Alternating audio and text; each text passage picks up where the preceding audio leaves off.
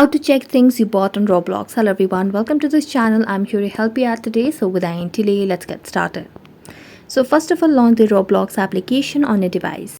As you launch the Roblox application, make sure that you have logged into your account. So let's just tap on the Roblox application. And as you launch the Roblox application, make sure you have stable Wi-Fi connection on your device as well. If you do not have a stable Wi-Fi connection, you can switch to cellular data as well. Now, as you turn on the Roblox application, it's still loading. So it all depends upon the connection that you have right now. And as you launch and log into your application or your account on Roblox, what you simply need to do is tap on the more option at the bottom right corner of the screen. Then you can see the option of profile. So tap on profile.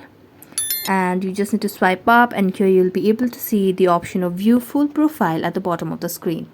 Select on view full profile, and as I tap on view all profile, what you can see is you'll have the options over here. So let's wait until it pops up. So here you can see the three dotted lines at the right side of the screen. Select on the three dotted lines and then tap on inventory.